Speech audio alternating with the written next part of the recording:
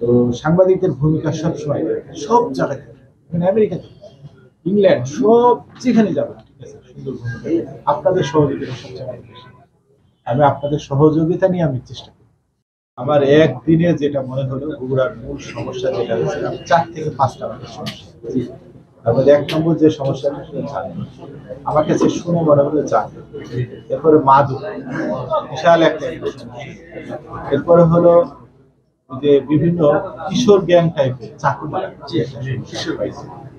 আর সর্বশেষ যে বিষয়টা বললো যে থানার যে কার্যক্রম এখনো পুলিশ শুরু করতে পারে। যানজট অবশ্যই খুব বিরক্তিকর একটা জিনিস। যারা যানজটের কবলে পড়ছে তারা দেখছেন আসলে কি জিনিস।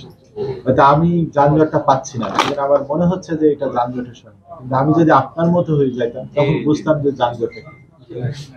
আমি আমার কর্মকর্তাদের অনুরোধ করবো যে পুলিশের গাড়ি বাদে কিছু সময় হেঁটে যাওয়া, মোটরসাইকেলে যাওয়া বা ইজি বাইকে যাই, সিচুয়েশনটা দেখে আমি আমার যারা ট্রাফিকে আছে কাজ করতে চাই। আমার জন্য আসলে সবাই সমান, এখানে কেউ ভিআইপি না। আর আমাকে অনেক ক্ষেত্রে আপনারা মাননীয় পুলিশ সুপার বলছেন, আসলে মাননীয় বলার দরকার নেই, আমি সেই রকম সম্মানিত এবং মাননীয় কেউ না। আমি বগুড়া জেলা পুলিশ সুপার, সরকার নিয়োগ দিয়েছে, আমি আপনাদের হয়ে থাকি। আমার কথা এটা, ঠিক আছে। এরপরে বেশ কিছু বিষয় আসছে থানার কার্যক্রম নিয়ে, আমরা খুব শর্টলি চালু করবো এটা, ঠিক আছে। তাদের বিশাল একটা মূল্যায়ন হয়, ঠিক আছে। তো সাংবাদিকদের ভূমিকা সবসময় সব জায়গায়, আমেরিকাতে, ইংল্যান্ড, সব যেখানে যাবেন, ঠিক আছে, সুন্দর ভূমিকা। আপনাদের সহযোগিতা সবচেয়ে বেশি। আপনারা এই বিষয়টা যদি প্রচার করেন, মানুষ খুব পজিটিভ থাকে আমাদের এই বিষয়ে। সেজন্য আপনাদের সহযোগিতা আমরা খুব কথা কবে দিতে পারছি না, তবে খুব তাড়াতাড়ি চালু করবো। তা না হলে সমস্যা কি, আমাদের অনেক আত্মীয় স্বজন থানায় যায় সেবা পাচ্ছে না, জিডি করতে যাচ্ছে হয়তো আমার আত্মীয় স্বজন কোন যায় থানায় জিডি। আমি চাই যে আমার যে সামর্থ্য আছে এটা যেন কাজ শুরু করে দিই, সেই সামর্থ্য দিয়ে যে ঠিক আছে আমার এত দামি চেয়ার লাগবে না, নর্মাল একটা কাঠের চেয়ার বসে কাজ করি। মানুষ তো একসময় আমরা কাঠের চেয়ারই তো বসতাম, আমরা যখন পড়াশোনা করছি তখন এত সুন্দর সুন্দর চেয়ার পাই, কাঠের চেয়ারে রাত জেগে কুপি বাতি দিয়ে পড়াশোনা করছি।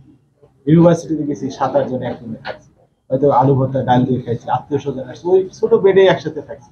এখন হয়তো এত খুব দামি দামি এসি রুম বেড লাগে, ঠিক আছে।